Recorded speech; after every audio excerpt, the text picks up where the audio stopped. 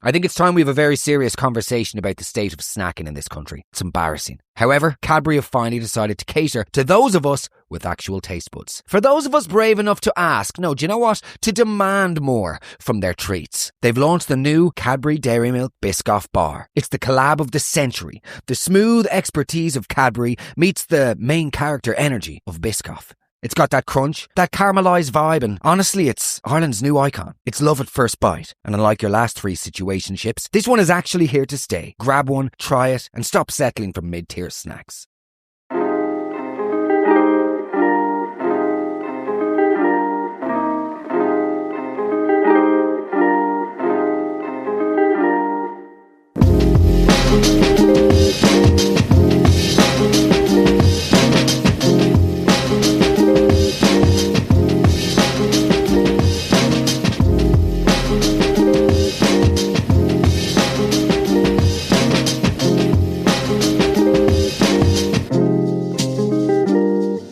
Amanda Knox.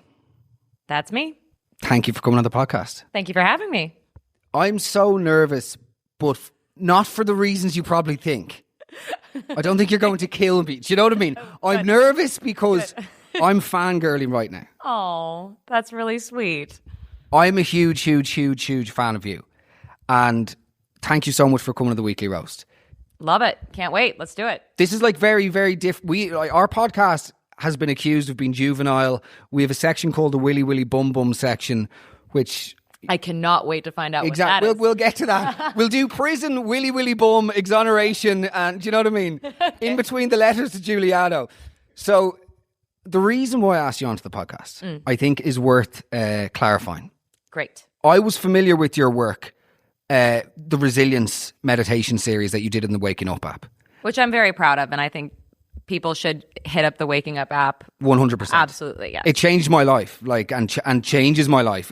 The Waking Up app as much as your particular series, because it taught me about meditation and myself in ways that 20 years of therapy didn't. Same, girl. It helped me out so much. You know, honestly, I was a huge fan of that. And then whenever I heard that you were going into comedy, I was like, okay, now I'm very, very interested. I reached out to you on Instagram. I let you know. I sort of plugged on the heartstrings by saying, oh, look, I'm in recovery. So you sort of you can't say no. You know, and you... I might descend into a dark hole, yeah. There's a bottle of whiskey right in front of me, Knox. So anyway, you came back to me and you said you said speak to your people, and I did, and here we are. It is a treasure to be here in Edinburgh. You were just off the back of a debut run at Edinburgh as well. Yeah, if I look dazed and confused, it's because the past 11 days have been Groundhog's Day, and I finally am like, who am I again? How many shows have you done? 11. 11? Yes. How long is the show? It's an hour-long show. Right. But every day my day would start... my day would start with the kids, because I have kids, so I'd be taking care of the kids all morning until 2 p.m., and then our nanny would be on, and I would get straight to the green room and spend the next 6 hours getting ready for the show. Yeah. Because I'm a psychopath, I guess. Well, we'll get to that. But then, okay, in terms of the show, how much of the show is, because we don't want to spoil it, and you're assumingly going to tour it? I would love to. I mean, so the main goal was to bring it here and then see how it goes. And it's gone very, very well. It's a show about motherhood primarily. So my experience of having always wanted to be a mom, and then that having been stolen from me for that brief period of time, and then really coming to terms with the idea of, now that I'm raising a daughter in this world that was very punishing towards me and towards other women in the world, how do I make sense of that? How do I process my experience and not project trauma, but certainly try to project life lessons that are going to be helpful for my daughter. But also, frankly, it's a show that has a lot of rage in it. Like, it's got a lot of comedy, but it's also got a lot of anger, especially on behalf of my mother, because becoming a mother helped put into perspective what my mother had experienced while I was going through everything. So it's a lot of like unpacking intergenerational trauma, a lot of like really indicting all the different ways that there is violence against women in the world, and having a few laughs along the way. Well done. I was amazed at how restrained your book was when it came to that rage. Obviously, there are flickers of it, and particularly towards the end, when you're going to meet Giuliano. Yeah. We'll talk about it a little bit later on. Your mum's just like, absolutely not. Yeah. This is the man that, the prosecutor who put you down when you did not do it. And I was amazed at the way you just, throughout this entire thing and anything I've read about you, you somehow managed to hold back and not behave but here's the problem, not behave in ways that I think I would behave in. And is that not the problem in terms of the response to this Edinburgh show, wherein for research for this interview, I have read countless fucking, excuse my language, think pieces by journalists who have not seen the show, right? Exactly. What are they thinking about? They've seen the Netflix documentary 11 years ago or however long ago it was. Yeah. And they're making a point about you to say, okay, maybe, so what? She's innocent, right? But the least she could do is what? Shut up and disappear. Just shut up and just disappear. Mm-hmm. And there's almost an element of like, if she knew what was good for her now, she should do the honourable thing. And just why? What's the honourable thing to a person who's entitled to process her trauma, by the way, in any way that she wants? And that's so, what were your thoughts on that? That, again, you've shown amazing amounts of restraint. I mean, it almost made me laugh because all of the controversy surrounding the idea of me coming and doing a show and telling jokes absolutely proved the point of my show. Yes. If anything, it was like, if there is no better advertisement for my show and the fact that it deserves to exist and all of the things that I talk about it, because of how people are just projecting their worst possible ideas about me onto something that they don't know. Yes. And it's just like the same false allegations all over again, the same false idea about me.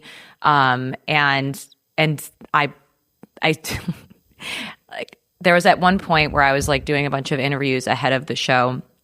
And this one person was just like, well, aren't you being insensitive and blah, blah, blah. And I actually started laughing a little bit because I was a little bit at my wit's end. I was just like, I've been being very graceful for this entire thing. But at a certain point, I was just like, this is absolutely, it is like so bad that it's funny. Yes. Like it's come completely turned around on its head. And I've had to develop a sense of humor about being constantly attacked for my entire adult life, just like completely misrepresented my entire life. People just prejudging me everywhere I go. The fact that the characterization of my show as being the exact opposite of what my show is, it was just so funny to me. And then, of course, people are going to interpret that the way they want to interpret that. And they literally don't see the irony. I've seen journalists write things of, out of respect for the young girl's life, right? So meanwhile, you're the young girl who came to Perugia, do you know what I mean? And your life was, for a period of time, catastrophically altered. Yes. And it's, well, and to be fair and honest, like also Meredith's life was catastrophically altered. Her family's life was catastrophically altered. And I talk about that in the show. I talk about her as a real person who I had a real relationship with. She wasn't just an idea. She wasn't just a statistic. Like, frankly, like if I had never been accused of having anything to do with her crime, like that everything that happened to her, she would just be a statistic. Yeah. No one would remember her name. She would just be one other girl that had been murdered by a man in this world. And the only reason anybody knows about her is because I was accused of a man's crime. And what's frankly astonishing to this day is how many people just know absolutely nothing about the guy who we know absolutely committed this crime. And there's so much outrage around it, and people don't seem to recognize the intense misogyny that's at the heart of like what the controversy is all about. Well, at the risk of turning this into an exoneration piece, because that's not what I want this to be, by the way. Like, I don't want this to be a sort of like, guys, look, Amanda Knox, she's up for having a bit of a crack and she's not a murderer. Do you know what I mean? You're not a murderer, but at the same time, this isn't that. You know what I mean? But this isn't just that. Yeah. However, I did find when I told people I was going to do the interview, because of the way media is, people go, oh, what was that? What happened in the end there?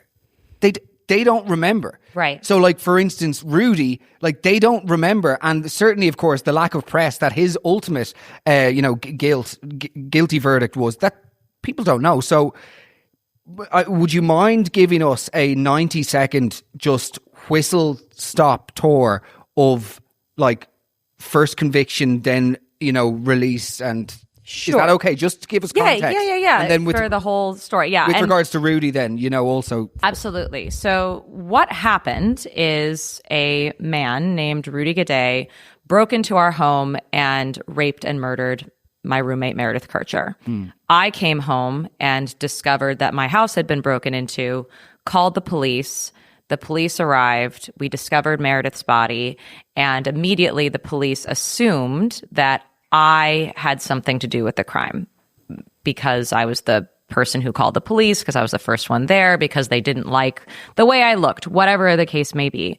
So they immediately latched onto this idea of my guilt, and they pressured me into making a false confession of sorts, which I immediately recanted, but that didn't matter. They threw me in prison along with my alibi, my boyfriend at the time, and then they actually processed the crime scene and discovered the overwhelming evidence of the person who actually committed this crime, who had since fled the country, adopted a false identity, and he was eventually caught and tried separately from me.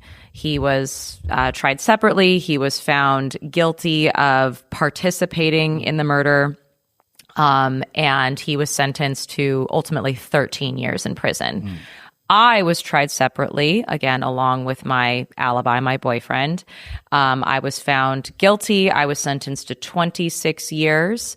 Then I was retried, acquitted, and I went back home. But then I was retried again, found guilty again. The sentence was raised to 28 and a half years.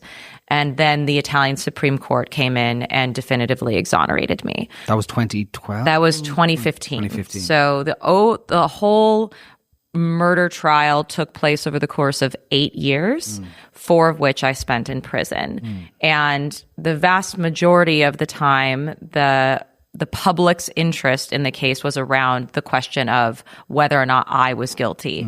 There was no question about the person who actually committed the crime. The question was he my little puppet or not? And that's what captured the world's imagination. This idea that a girl next door who has no history of violence, who has no history of anything, would orchestrate a death orgy. And frankly, it was like a pornographic fantasy that got out of control, but it was a prolonged legal process that, took root in the press because they were always just like conjuring up the latest scandalous news. Amanda had sex with this person. They found a toy, and I remember I was revisiting some of the articles. I mean, looking back, it's so utterly preposterous. It's like, this girl was she was afraid of Amanda's vibrant sex life. It was just utterly absurd, and the premise of the entire case rested upon the idea that I was involved. That this wasn't a true break-in. Therefore, they then had to account for how I could be responsible for my roommate's rape and murder. And the only way that could be possible is if I orchestrated a sex orgy and sort of used 2 men to rape my roommate for me. And that was the idea that they conjured up. But again, this was all on the basis of conjecture and speculation, primarily rooted on their primary assumption that I was somehow guilty and involved. So we know categorically that that's obviously false. I find it mental that Rudy, in the book, you mentioned that Rudy had been picked up in Florence or Rome? He was in Milan.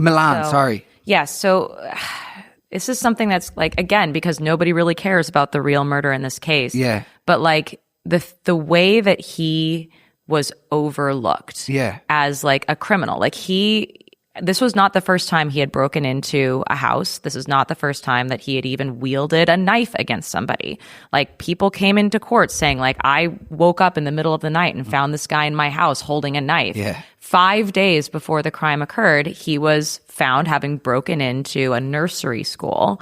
He had in possession stolen goods, a knife on him, and he was, for whatever reason, just immediately released. He was not booked or, charged for this crime, even though he was found, like he was in the house, arrested by the police. And 5 days later, he broke into my house and raped and murdered my roommate. And it's like, why was this kid just like... It's hard not to get conspiratorial. It is a little hard. Like, in that sense, because to be honest, I can sort of understand unfortunately, just the misogyny and the fact that you were on trial, like not as Amanda Knox, it was just your character was on trial. And I think like fitting with the Edinburgh stuff, the reality is, and I remember the Netflix documentary coming out, like that was probably the most definitive Netflix documentary of the true crime era, I would say, next to Steve Avery. And then Mark Mehigan's Sunday Roast, when it first came out, that's just like not even relevant because it's not true crime. Just a shameless plug. Could you just look down the lens and say... Totally agree. Yeah. It really was iconic. These are the sort of gotcha moments I'm going to try and squeeze in. Like, did you do a show last night? I did. Could you look down the camera and say, I did it, please? We'll get a clip it up for socials. No, but... I remember the Netflix documentary coming out and the leading language, and I was probably guilty of it as well, was, she is not behaving in the way that an innocent person would behave. And your clothes, your hairstyle, the way that you were kissing your boyfriend at the time, all of these things were flagged as bang.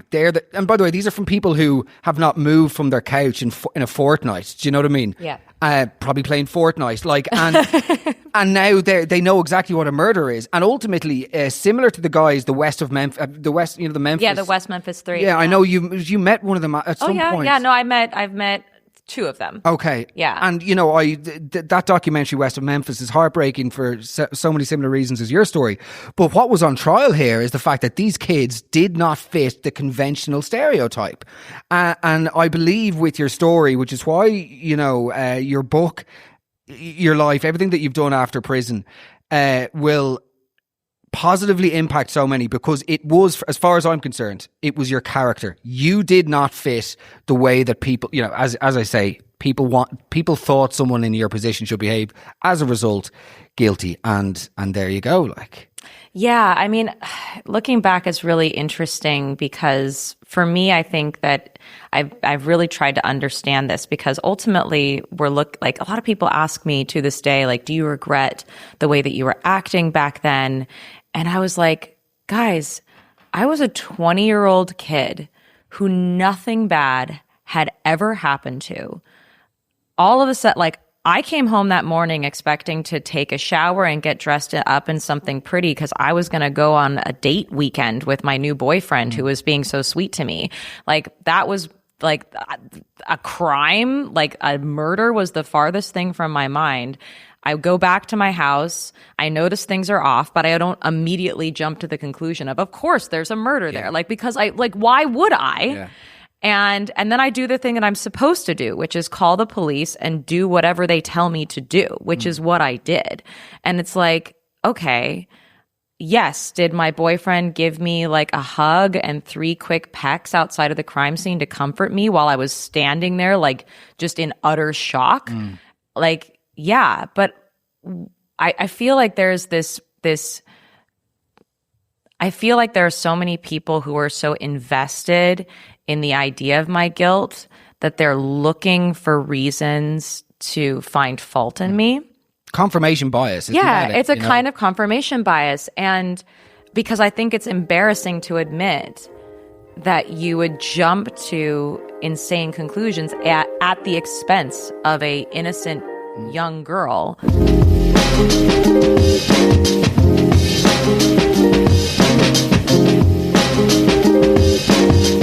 I think it's time we have a very serious conversation about the state of snacking in this country. It's embarrassing. However, Cadbury have finally decided to cater to those of us with actual taste buds. For those of us brave enough to ask, no, do you know what? To demand more from their treats. They've launched the new Cadbury Dairy Milk Biscoff Bar. It's the collab of the century. The smooth expertise of Cadbury meets the main character energy of Biscoff.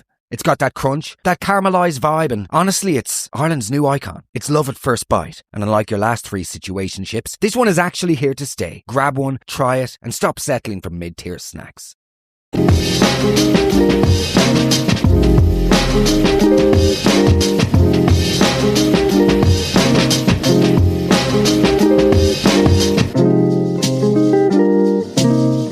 Like, I feel like there's a kind of retro, like looking back and trying to rewrite history to be like, she was even weirder than, like, I don't even think I was really that weird, guys. Like, Amanda, now let's be real. You were fairly weird. Like, okay, okay. No. You were. You looked like somebody who worked in a CEX store or like a Hot Topic. Do you know what I mean? Okay, yeah. I feel like your Slipknot trivia would have been pretty decent.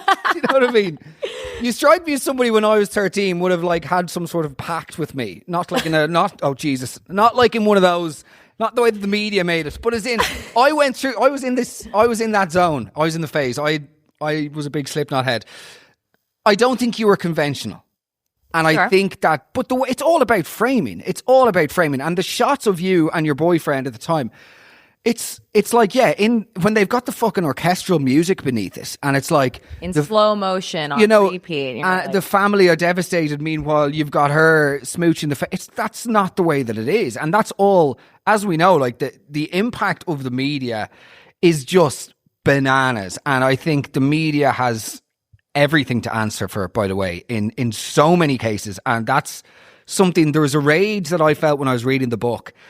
That is hard to articulate because you feel so utterly hopeless against the quote like the media machine. Do you know what I mean? Like that, there's no amount of people need to die as a result of the media and journalists writing about them for them to stop. Do you know? And like a couple of years ago, there was an iconic Irish artist, Sinead O'Connor, died. Do you know what I mean? Yeah. And like the same journalists who were ridiculing her when she was alive and displaying symptoms of somebody suffering of mental health, you know, then they're the first to line the streets in sympathy. And it just gives me such it's hard. Yeah, it's just a rage that I struggle to articulate. But I mean, it's a lack of integrity, right? Like but you have to look at the industry and go, okay, well, what is this platonic ideal that we are thinking the industry is? Like, is it a vehicle for information to spread and for ideas to spread and for for us to have conversations with each other? Or is it a machine to capture our attention? Yeah. And whatever story will capture the most people's attention, that is the thing that is sold. That is the product that is sold. And that's really scary to like be caught in the machinations of that and realizing that it's not what it at first glance appears to be or what you've always assumed it to be. Same thing with the criminal justice system. Like, I think everyone assumes that it's truth beyond a reasonable doubt. And like the ultimate outcome, the ultimate like official legal outcome is like, well, that's it. You know, that's the thing. And it's like, well, there's a great quote, and I don't know the philosopher or the intellect that said it. Was it Mark Anthony Mehigan? No, it wasn't. He basically says everything is true that you read in a newspaper until they're writing about something you're familiar with. Do you know what I mean? Yeah, totally. And that makes you realise. Yeah. And like I've seen that. Like my wife is a successful mainstream Irish TV presenter, and the stuff that I've seen written, which is like, it's categorically false. But other people will then comment and go, can't believe she's doing this. And no, she's not. That this is just a person, like, you know, and this gets us into like to prison. Really, I was amazed again, just perpetual fucking shock and amazement. But certainly the way that you write about whenever you were first in jail, there were very few moments of like howling at the moon, and that you sort of went inward straight away. And obviously all of the media attention must have played a role in that, and you sort of shrunk into yourself. And you talk about losing your identity, which of course I suppose is probably synonymous with lengthy prison sentences. At what point of being in prison was there seems to be like a sort of tipping point, right, where you realise this is it, this is where I am. Things, and this is before things change, you know, things may never change. How do I learn how to exist with purpose in there? And, you know, in your book, you mentioned Viktor Frankl, Man's Search for Meaning, which of course is one of my favorite books of all time. Obviously with the meditation stuff, and then you're ultimately getting to Zen Buddhism and, you know, the whole, like the space between stimulus and action and disregarding your thoughts. But I want to hear from you as to, at what point in your prison sentence did you realise, right, that there could be value in this life, whatever this life is? Yes. So 4 years in prison, and I would say like the first half of it, I felt like I was living somebody else's life by mistake. I was in this very overwhelming situation that I felt was like a big misunderstanding, and I kept thinking I'm still a kid, and I'm still thinking, okay, the adults, no one's listening to me, no one believes me, but ultimately, like, the adults in the room are going to do the right thing, and I'm going to get to go back to my life. So I'm just like, as soon as I realized that no one was listening to me anymore and they wouldn't believe me no matter what I said, I was like, okay, I just have to trust the process now, I guess, and really relinquish myself to the adults. And I waited. So basically, I waited for 2 years in prison to get my life back. And that was obviously very, very hard. I'm a 20-year-old kid. 2 years is a long time when you're 20. So I'm, thinking about all the things that I'm missing, but ultimately I'm a tough kid who's, nothing bad has ever happened to me before, but I've been like trained in, like, this is going to sound so stupid, but like, I trained in soccer, and I was just using some of the kinds of things that I would tell myself when I was going through a really tough time in soccer. Like, just fucking little train that could. Like, I think I can. I just have to like endure until I can get to the finish line. And that's how my mom always talked about it, is there's this light at the end of the tunnel. That's when the verdict is going to happen. Then we're going to bring you home. And everyone was so fucking certain that I was going home. Like, they bought my ticket home. My entire family was there. My little sisters were there. Everyone was ready to bring me home. And then I was found guilty. This is so when you'd had the 26-year sentence first, and you're waiting for the adults, as you say, to come in and go, right, guys, there's been a huge mistake. Let's just sort this out once and for all. Send her on her way. Clearly your man Rudy did it. It's over. And then bang, 28. Yes. So I was found guilty, and that completely changed everything. In an instant, I had an utter existential crisis. I realized that there are no adults in the room. Yeah. And that this life that I was living was not somebody else's life that I was living by mistake. This was my life. And then I got, then I had to have a deep, dark conversation with myself about the value of life and whether or not my life was worth living. And I'm grateful that my mom instilled in me like a deep, deep, visceral knowledge that I mattered. I think that I wouldn't be here today if that were not the case. Because I was living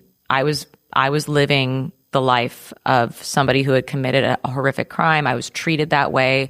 And I didn't have any hope for a future for me. And one of the things that was immediately stolen from me that I didn't really know how to process was motherhood. I had always wanted to be a mom, and facing down a 26-year sentence meant that I wasn't just facing prison, I was facing infertility. It's funny, and I'm revealing my ignorance and probably dormant or latent misogyny here, when I was reading your book and you mentioned that, and I hadn't even thought of that. You know, a lot of people don't think of that. I hadn't even considered the fact that that is another thing that was being stripped away from you.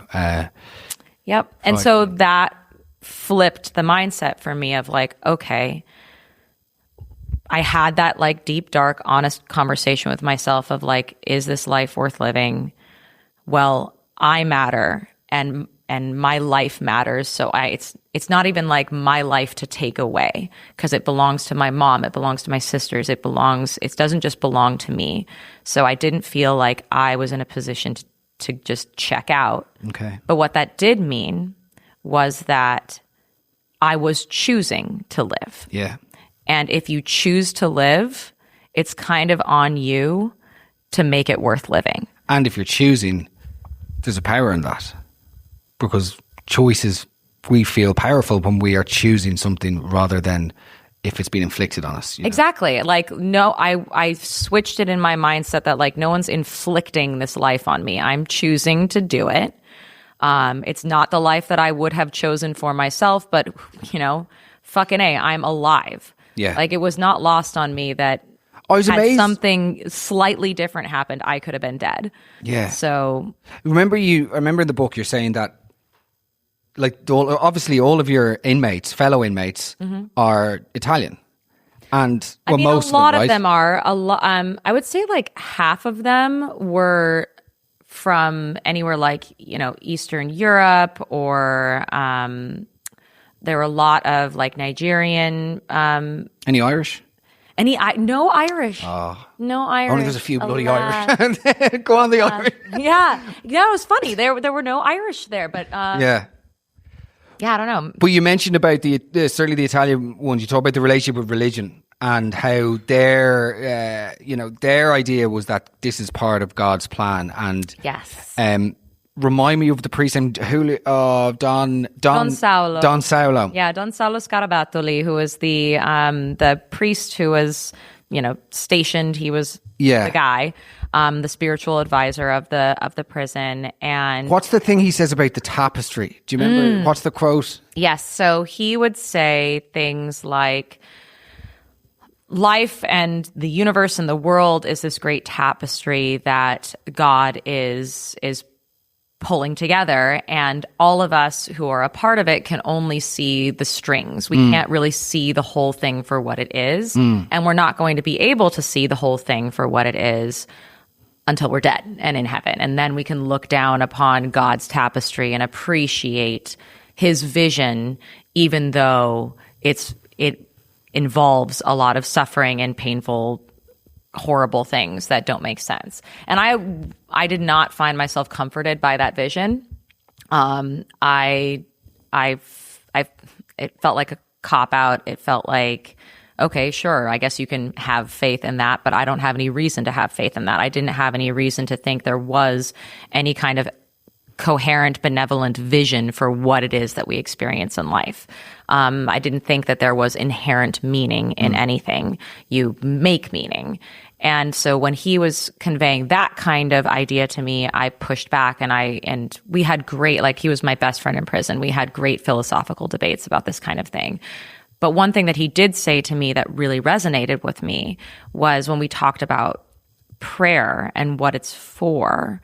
And at a certain point, he said, well, people think that when you're praying to God, you're like asking for a favor. You're like, hey, God, do me this thing. Yeah. And I want cigarettes, get me cigarettes. Like something like as simple and transactional as that. And he was like, no, that's not what God does. So like when you pray to God for strength, he doesn't give you strength. He gives you an opportunity to be strong.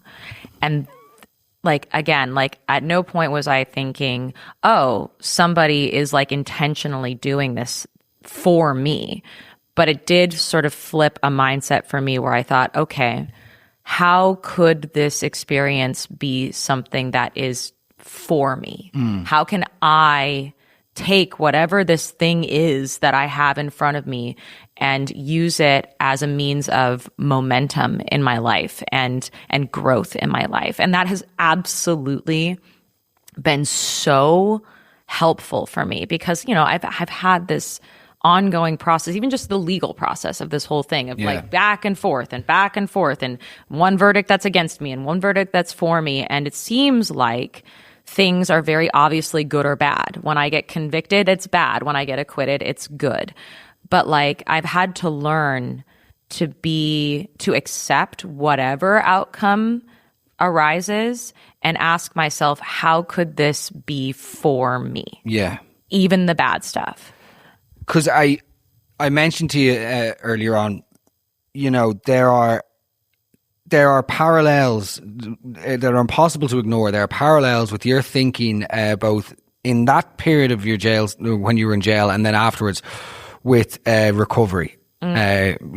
Myself, my producer Michael, we're both in recovery, and I found it amazing the way you speak about, for instance, like firstly bringing everything right back to right now. And you're at the time, 26 to then 28-year jail sentence. If you were to think about that all at once and how to solve that problem, gone, it's over. Do you know what I mean? It was too overwhelming. I couldn't imagine how to make that life worthless. Yeah, exactly. It's utterly worthless. But could you do something now within the next 4 hours that gives you some sense of value? Could you choose to read X book rather than Y? Could you write a letter using one of the pictures? And finding value in those tiny little actions. Yeah. They give you this, from reading at least, you can slowly watch this person, you, reclaim an ownership of self which had been obviously stolen from them, and repeatedly stolen and just pulled at, and literally stolen in terms of the physical, being planted in a prison cell, but also then the character stuff. And you start reflecting then truly on this whole like ownership over Amanda Knox. What is Amanda Knox? Because Amanda Knox, that everybody out there knew at the time, was not true. Right. I mean, in a weird way, it was helpful that everyone had such a completely bizarro alternate universe idea of me in their heads, because at no point was I ever like confused about whether or not other people's ideas of me were true, because I just I didn't murder anybody. Yeah. So like all of you are wrong. And so like it was actually a little bit, because of how extreme it was like, okay.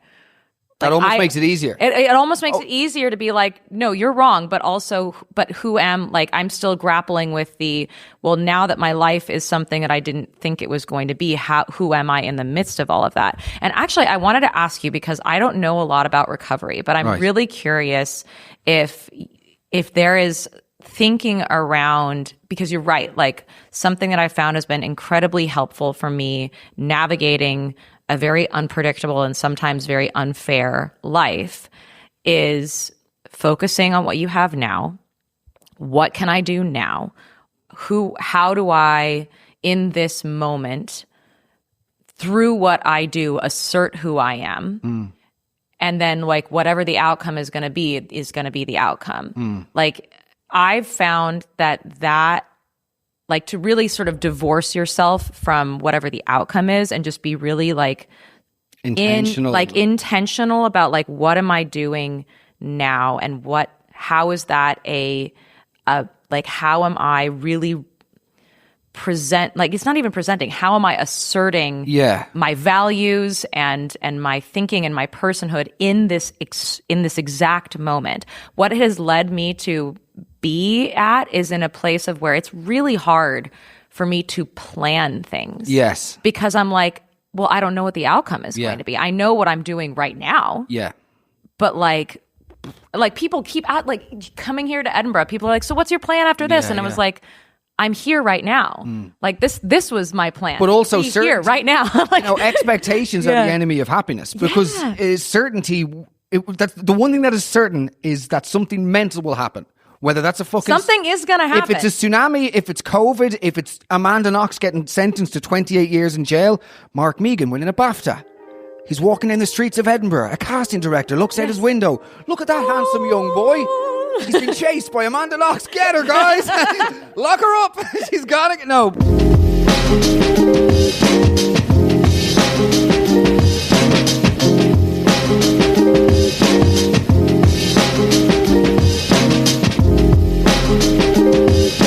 I think it's time we have a very serious conversation about the state of snacking in this country. It's embarrassing. However, Cadbury have finally decided to cater to those of us with actual taste buds. For those of us brave enough to ask, no, do you know what? To demand more from their treats. They've launched the new Cadbury Dairy Milk Biscoff Bar. It's the collab of the century. The smooth expertise of Cadbury meets the main character energy of Biscoff. It's got that crunch, that caramelised vibe, and honestly, it's Ireland's new icon. It's love at first bite. And unlike your last three situationships, this one is actually here to stay. Grab one, try it, and stop settling for mid-tier snacks.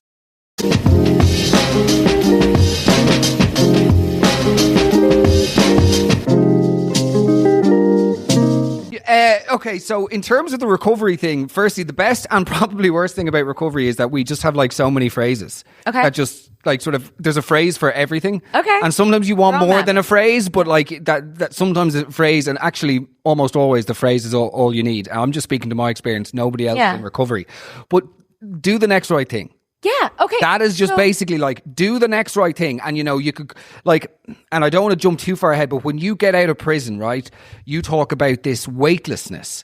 and this like real struggle to attach yourself, feel connected to anything that's around you. And that for me is like early sobriety.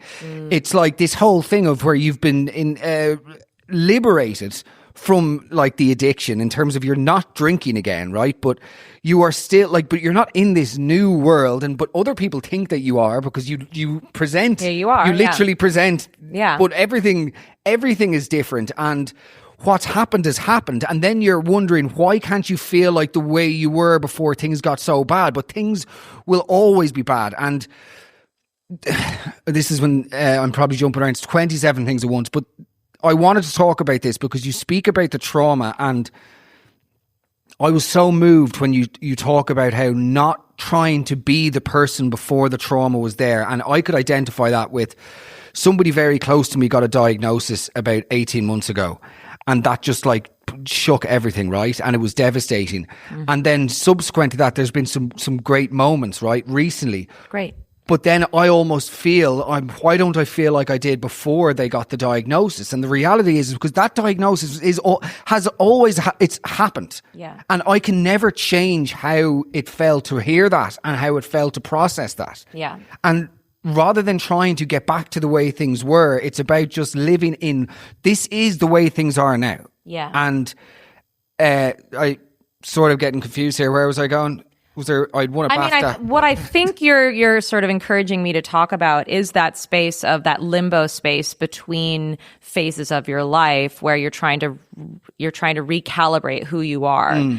And you're right. Like one of the things that you have to learn to grieve is that you don't get to be the person you used to be anymore. Yeah. Like I could not, like one of the things I talk about in my show here in Edinburgh is how I'm appreciating my mom's grief of like she tried so hard to save the girl that she sent off to Italy. She like sacrificed everything to save me, but ultimately she wasn't able to save me because she got me back home, but like I was no longer the girl that nothing bad had ever happened to. Like I could never go back to being that person. And so my family in a way like fought so hard to save someone who was already gone. And like the person that they got back was not like we all had to rediscover who I was, including me. Yeah. And like, what is my relationship with the world, with humanity? What are my trust issues? What are my desires?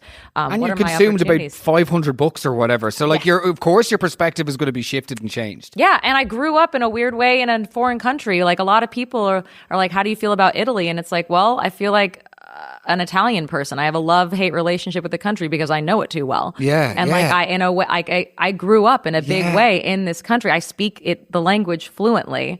Like it's a part of me There's now. something very Italian about having a healthy distrust of all of their systems, but then wanting to return for fucking truffles in the countryside. I know. It's like it's just. It's very paradoxical, but authentically Italian. Yes. Well, then talk us a little bit through the post 28-year sentence, and then you're coming up to finding out that it's going to the Supreme Court. But hope is gone at this point. I'm assuming you seem to have somewhat reconciled with like the idea that you may never get out, or at least for 28 years you may not see the light of day.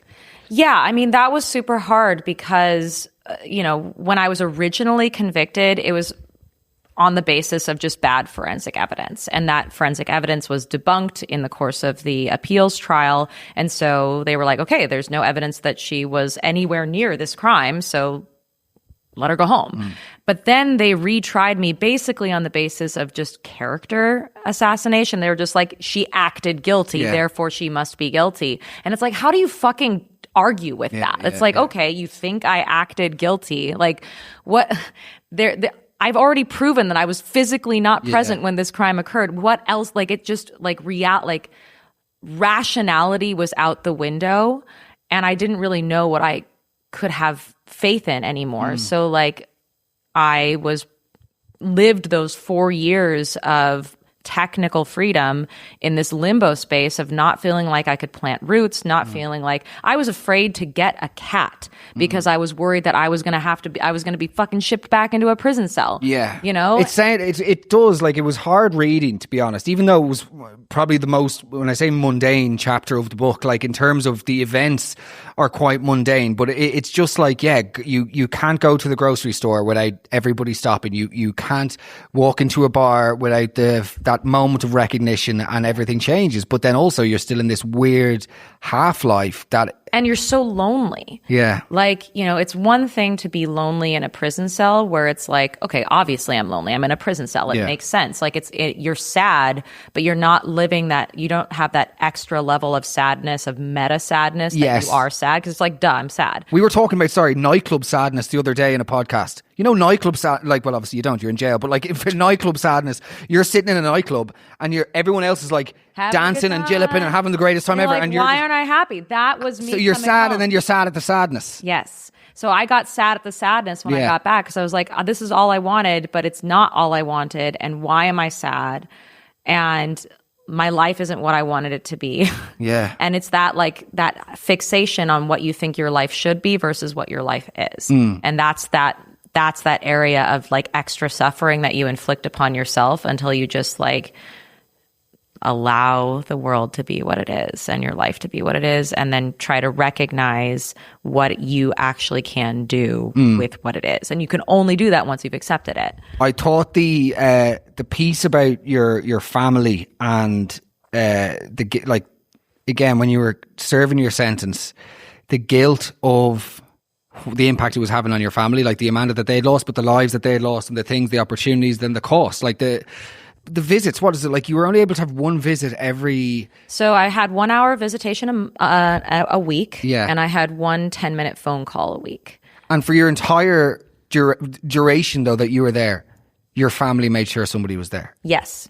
That's insanity. Time. Yes. So that meant that like someone in my family was just alone in a foreign country, only able to see me once a week. It meant that my family was, taking out the mortgages and the retirement accounts to pay for everything. But beyond that, it's just like everybody's life got put on hold. Everybody's dreams got put on hold. Everything became about save Amanda, save Amanda. And that left a huge toll, especially on my younger sisters who were growing up in the midst of all of this. How was that for them? Stupid question. Terrible. Did they talk about it? I mean, we've had to have some reckonings about it because, I mean, each of them has, and I don't want to go like too much into it because it's like their private thing, but like each of them experienced it in a different way because they were also different ages. Like my youngest sister was 9 when I was arrested. And so for a long time, she didn't even really understand what was happening. But like there was this deep like dread and anxiety that was just like taking over the family. And so she just like absorbed this like dread and anxiety that was all around her and like, had some that like impacted her. And then there was my sister who was only a year and a half younger than me. And all of a sudden, like, she's very conscious of what's going on and is feeling the absolute pressure of everybody is like, since I'm stuck in a prison cell, everyone's looking at my family and judging my family and looking at them in the worst possible light, making crazy claims about how I'm like competing with my mom for a sex life. Like, it was just like insane. And like the pressure on them to represent me and defend me when they are absolutely people who have never had to deal with media in their entire fucking life. Like, and also they get a speeding ticket and it's in front of the newspapers. You know what I mean? Absolutely. Like anything they do is then under the microscope and they're deprived. So I could understand. It's not necessary to explore further, but one can absolutely understand how that would exacerbate and resentment would grow. No more than in like, look, family's complicated at the best of times and attention imbalances are complicated in family dynamics. So yeah, I can totally see what that. I can say is that like it was hard when I came home. But like, especially with my sister, who is the closest to me in age, like both she and I have had to like process a lot of just like really painful realities. And like we had a really great like reckoning with each other. Okay. Ultimately. And now like we're best friends. But there was a period where it was really hard. Yeah. Hard to accept that like all of our lives had been irreparably altered, and feeling like wanting things to be other than the way that they were.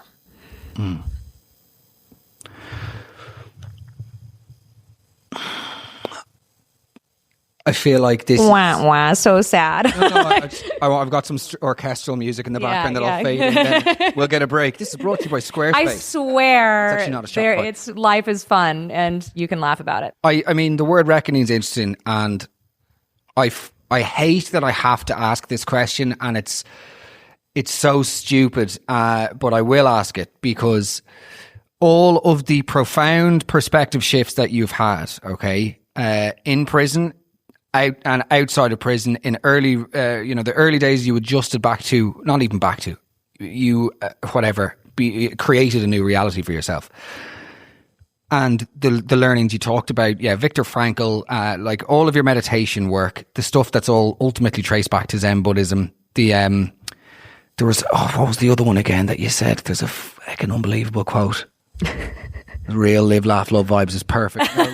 Could be in the tagline. No, but there's look, it's all of that stuff seems to have led you to a place wherein you are robust. Okay. Nobody's impervious to pain or anything. Like you, in your book, you speak about meeting Chris. By the way, his proposal puts us all to shame. I know. Talk us through that. It's on YouTube. You can look it up, the way he proposed to me by making a meteorite land in our backyard. It was fantastic. Unbelievable. But, we can't discuss what life would have been like without this happening. And this is just your life. Mm-hmm. But do you think you would have arrived in the same place that it's impossible to answer. That's why it's such a stupid question. The whole thing of like, oh, you're glad it happened? Of course you're not fucking glad it happened. But at the same time, the person that you are now, and from reading your book, that will change lives. Like the impact that your writing will have will change lives. And the help that you will be to trauma victims of any variety, and that's what for me is so astounding about the book, particularly the latter third. It's like with Viktor Frankl, for instance. Man's Search for Meaning is about a man who was in a concentration camp. Yeah. I have never came near a bloody concentration camp. Obviously, my life is gilded and nothing remotely related to that. But I have found enormous and profound value from that book. Yeah. Similarly, you have. That's why I related to you and I reached out to you on DM and was like, look, I don't know why I can relate, but I can. And that's the power of really good writing, but also the beliefs and the sort of stoic teachings that were running through lots of your writing. So it's like you will help loads of people. That work has helped loads of people. The stuff that you do with the Innocence Project, the awareness it's hopefully brought around the way females are treated in the media and trials by the media and all of the rest. Is it a net positive for the world? I don't know. Can you answer that? I mean, look, it is what it is. This is the situation. And the only thing that I keep coming back to is that I'm really, really grateful that for whatever reason, my brain works the way that it does. Because I found myself in a situation where I was surrounded by other people who had also lived very traumatized lives in very unfair circumstances, and people react to things differently. I don't want to glorify trauma. I think there is an impulse sometimes when people are like, oh, but aren't you a better person for having gone through this? And it's like, well, I do think that I'm a better person for having gone through this and that I've learned a lot. I've learned a lot of how many hit points I have at the very fucking least. But that's not necessarily the case. Some people are utterly broken by bad things that happen to them, and it doesn't make them a better person. It makes them a worse person. Yeah. So there's I feel very lucky that I'm the kind of person who can take a hit, who was raised by parents who, again, instilled in me a deep, visceral knowledge that I mattered, and therefore I deserved fighting for. Yeah. Period.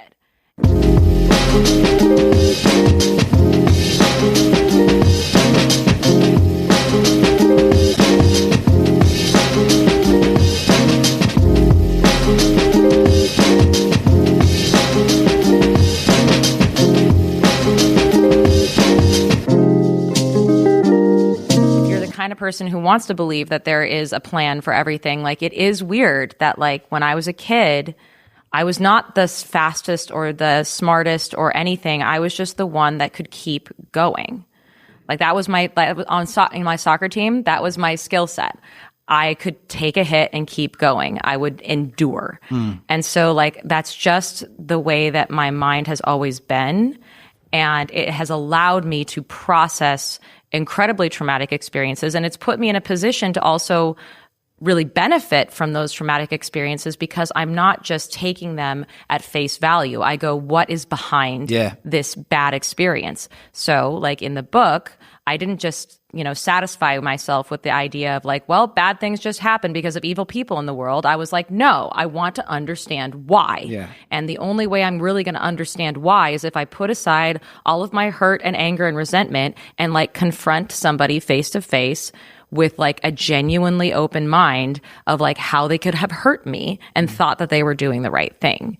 And, like, so I'm sorry if this is confusing, we're jumping over everything, but, like, in my book, I talk about going back to Italy to confront my prosecutor and confront him not just in a, like, what the fuck, bitch kind of way, but in a, like, I genuinely see that you are a human being. I don't want to do the thing that was done to me and just project a lot of negative thoughts on you. I want to be open to the idea that you are a good and flawed person. And I want to truly understand who you are. Yeah. Because I'm also a curious person when it all comes down to it. I genuinely want to understand things. And I'm not satisfied by easy solutions. But I'm grateful to be that kind of person. But it requires, Amanda, a lot more than curiosity for you to develop the rapport that you did with Giuliano over letters. I mean, let's be honest here. I think you are being a little bit. You're not being as generous with yourself, towards yourself at least, in terms of unquantifiable spirit as you should be, because you developed a writing relationship, obviously platonic writing relationship with the leading prosecutor who put you down for 26 years and then 28 years. And throughout this correspondence, by the way, which is even more eye-opening, he would repeatedly in the public domain be like, no, she fully fucking did it. And, like, that, again, speaking to your restraint, resilience, perseverance, it's more than, I don't know. I that's why I do feel like... and you said this, about your grandmother years ago bringing you back, or your mum bringing you back from your grandmother's when she just stopped you and she says, what she said? She said that she was like, you're going to live an extraordinary life. And it's like, well, what is that? I mean, very few people would have the ability to develop a rapport in the manner in which you did with Giuliano. Yeah. I think it did require a lot of intentionality and patience and the ability to, like, hold a person as they are.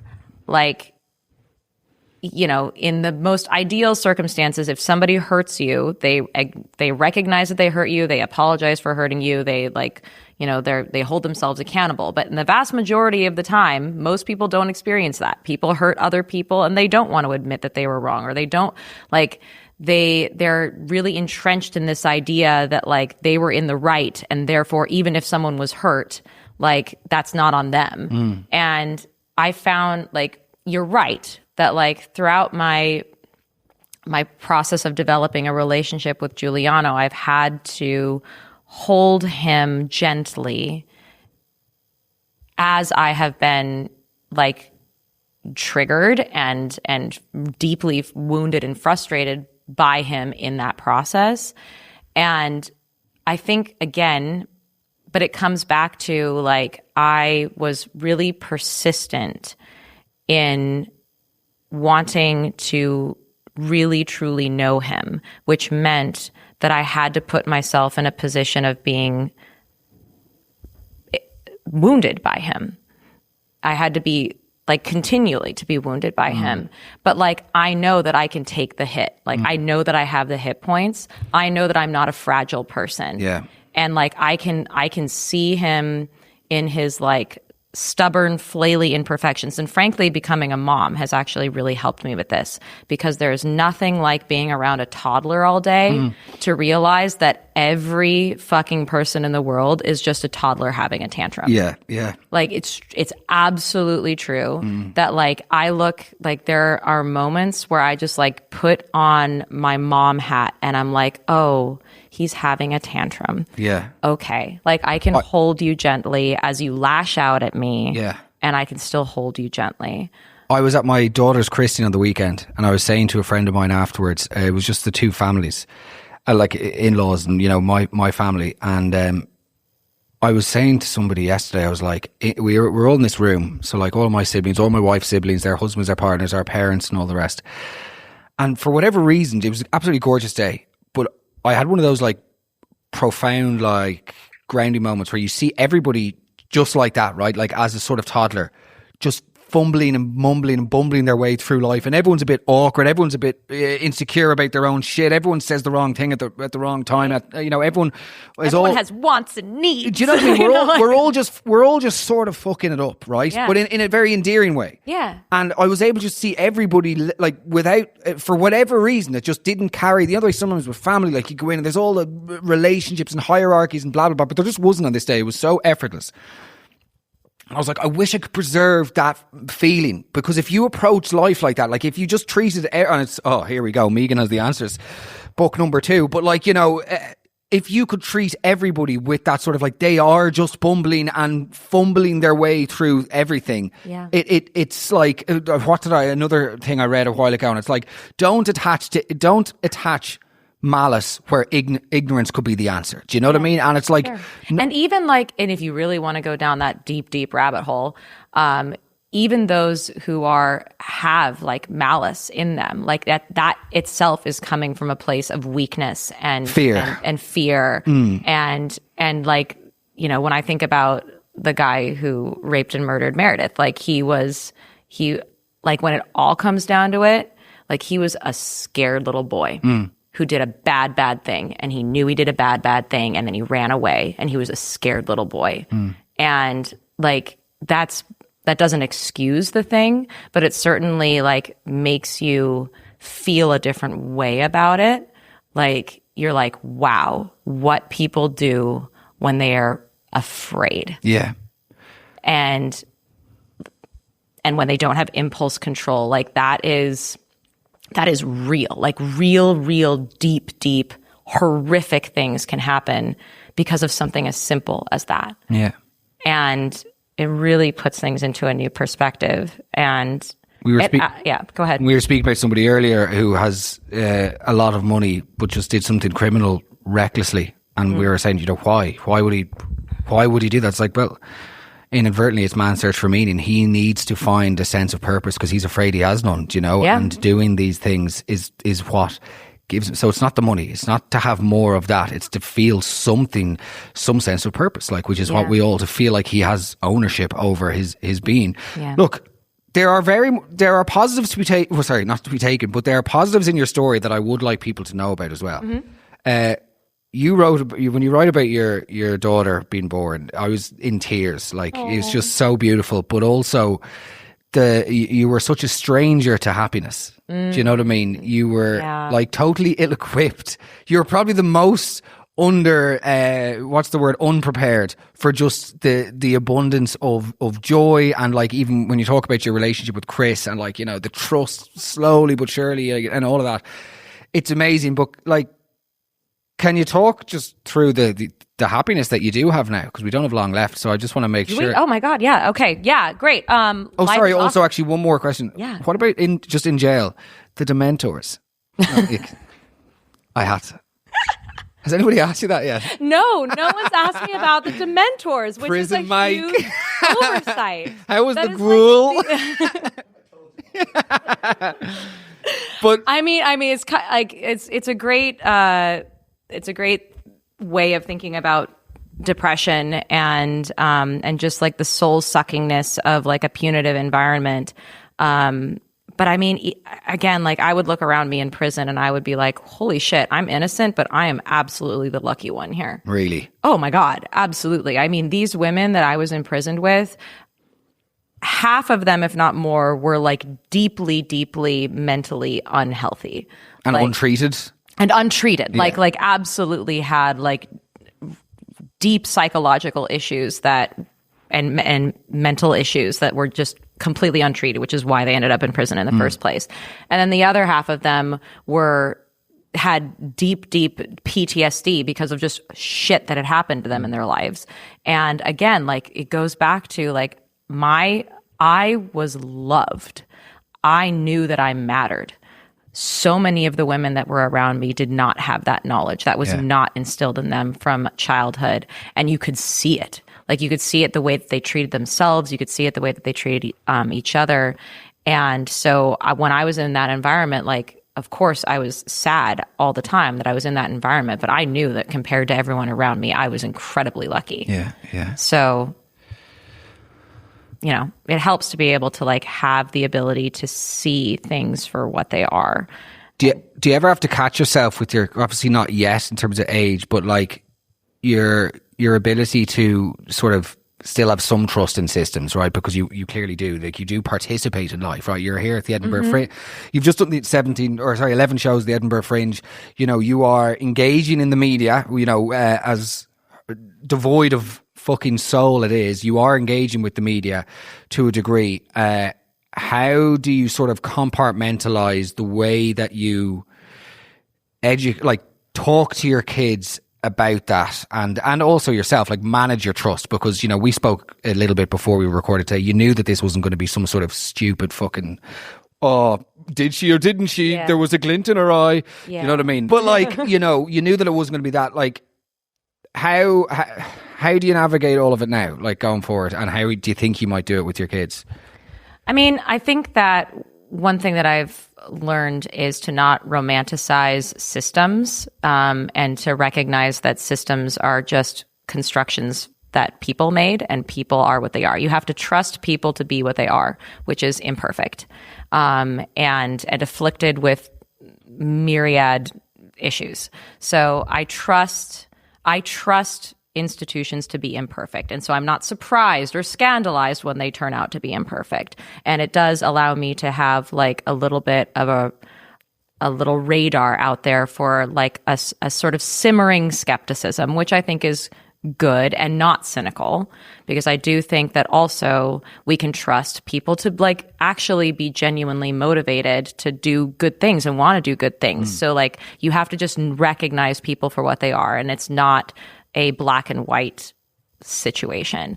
When it comes to talking with my kids about these things, and this is something I talk about in the show, I genuinely thought that I wouldn't be having to have these conversations until they were maybe, in middle school. But like, you will find this out. Kids notice stuff. Kids notice. And they have questions. And I really, truly believe that we shouldn't hide things from kids and make them feel like the world is other than it is, because that sets them up to be ineffective in navigating the world. But I do believe that there are like age appropriate ways to talk about things and to like really.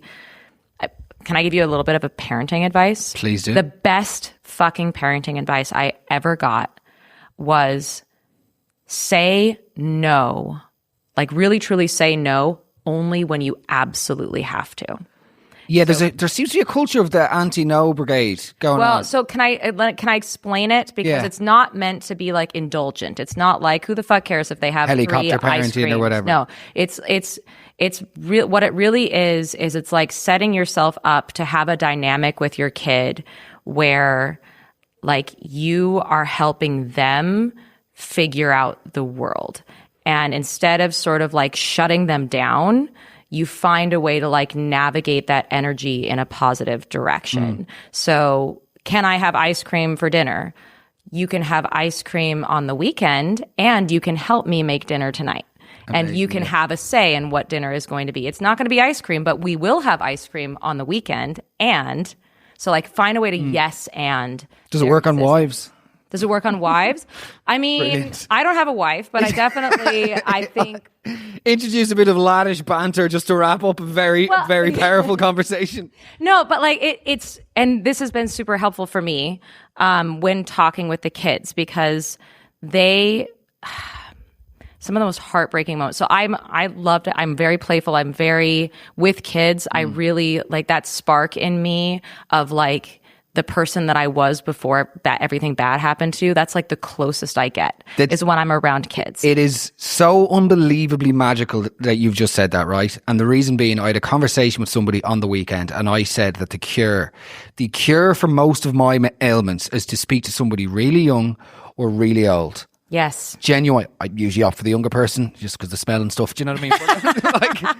I mean, depending on the kid, they might be where my car is. Fuck off, Miriam. Rosie. But like, you know, usually like playing with the kid and the innocence, the curiosity, the playfulness, it's like, it's a stimulation thing, like a dog. I am just brought back to like, it's a internal quietness that I know nothing like. And similarly with old people, it's just like that bang. It's a perspective shift that you just realise the utter irrelevance of 99% of things that you're thinking about.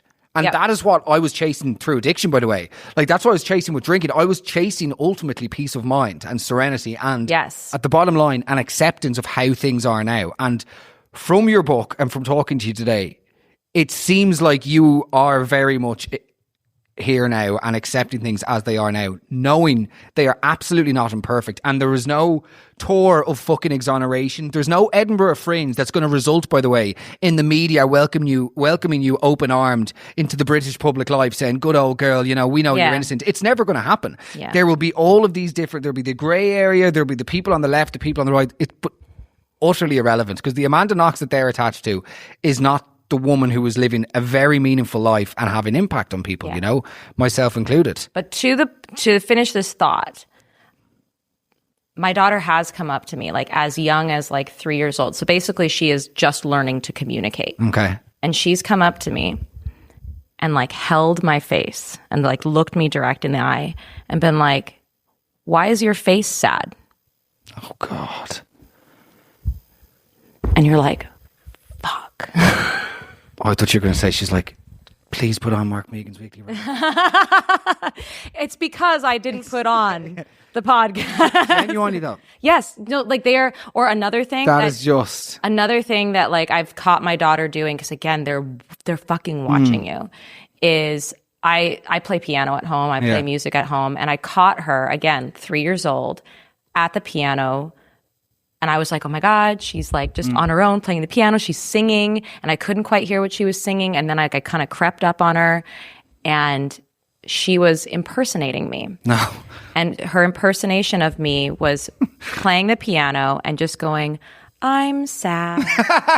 I'm sad. And I was just like, so like I'm very happy. I'm like so present with my kids because I can't not be present. Yeah. Like everything else doesn't fucking exist except for right now. As you say in the book, anybody who is, and this is another thing that's relatable to people in recovery and any people who have encountered strife or challenging crossroads in their lives or turning points or perspective shifts or accidents or whatever the fuck. But you go, anyone who's looked into the abyss, you don't just get to walk away. You carry a bit of that abyss with you forevermore. Yes. And your kids see it. Yeah. And then you're like, oh God. That's it. Amanda Knox, it has been a pleasure. It's to be honest, it has been exactly what I expected it to be. Oh, well, so maybe, you know, maybe it flew by, my God. It really, you could say a few words about how nice it was. It was so nice. I really enjoyed this. I wish we could have longer. Thank you very much. Yes. You're so funny and a genius. Thank you. Look down the lens now. This one. Go say it again. Give it a go. So funny, a genius. Everyone should listen to this podcast. Thank you very much, Amanda Knox. You're just before we go, did you